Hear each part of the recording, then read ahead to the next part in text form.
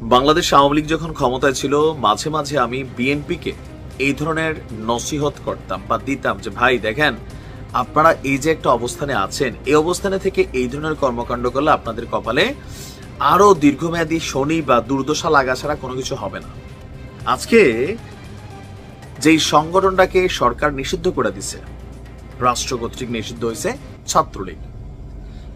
আওয়ামী লীগের রাঘব বোয়ালরা পলাতক, শেখ হাসিনা পলাতক, মামলা হচ্ছে। অনেক ভালো ভালো মানুষও কিন্তু ভুয়া কিছু মামলা খেয়ে ফেলতেছে, যদিও এগুলো নিয়ে কাউন্টার হবে, প্রটেস্ট হবে। একটা অস্থির অবস্থান। সরকারের ডেভিল হান্ট অপারেশন চলছে, যৌথ বাহিনীর অনেক অভিযান চলছে, নামে বেনামে সবাইকে ধরার জন্য তালিকা করা হচ্ছে, তলে তলে অনেক কিছু ঘটছে। এটা আপনারা জানেন যারা একদম রুট লেভেলে আছেন। এই অবস্থার মধ্যেও ছাত্রলীগের কলিজাটা কয় হাত ভাই, আমার কাছে মনে হয় যে শোধরাবে না।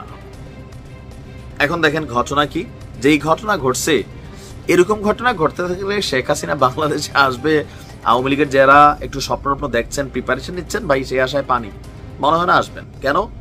এরকম হইলে রশিটা আরো শক্ত হয়ে যাবে। সিলেটে নিষিদ্ধ ছাত্রলীগের দুই গ্রুপের সামান্য কথা কাটাকাটির জেরে এক যুবককে এরা মাইরেই ফেলছে। ঘটনার প্রেক্ষাপট কি? যে মারা গেছে তার নাম হচ্ছে তুষার আহমেদ চৌধুরী। রাত 10টায়, গতকালকে রাত 10টায় নগরীর শাহী ঈদগাহ ভ্যালি সিটি আবাসিক এলাকা সংলগ্ন দলদলি চা বাগান এলাকায় এই ন্যাক্কারজনক ঘটনাটি ঘটেছে। নিহত তুষার আহমেদ চৌধুরী নগরীর রায়নগর বসুন্ধরা আবাসিক এলাকার অ্যাডভোকেট সাজেদ আহমদ চৌধুরীর ছেলে এবং ছাত্রলীগের কর্মী ছিলেন।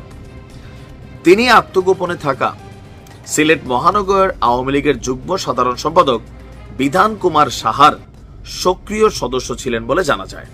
বিধান দাদার গ্রুপ সিলেটে খুবই বড় একটা গ্রুপ ছিল।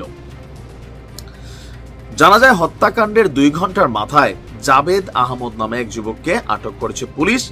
আর স্থানীয়দের বক্তব্য যে দলদলি চা বাগান এলাকায় ছাত্রলীগের 2টা গ্রুপ এখানে এসে আড্ডা ফাড্ডা দিত বা তারা এখানে এসে সময় কাটাতো সামহাউ।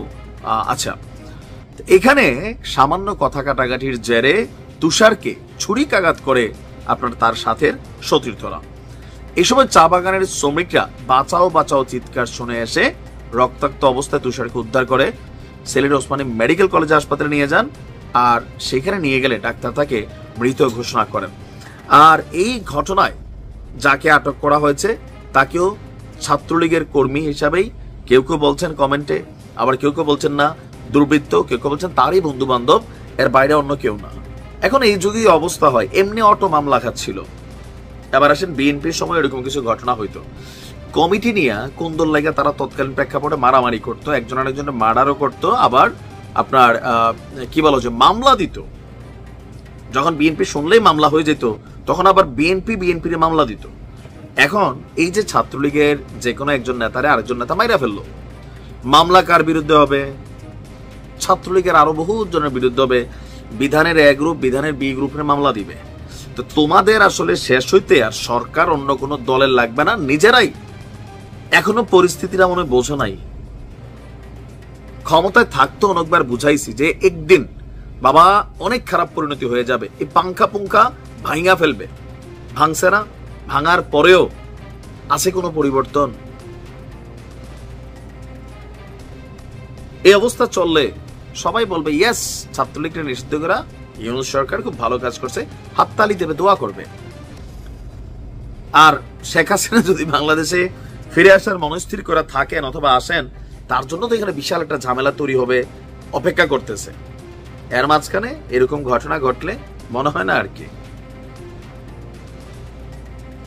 সাবধান হইতে হবে, সংযত হইতে হবে, মাথায় রাখতে হবে। হ্যাঁ, ভালো থাকুন।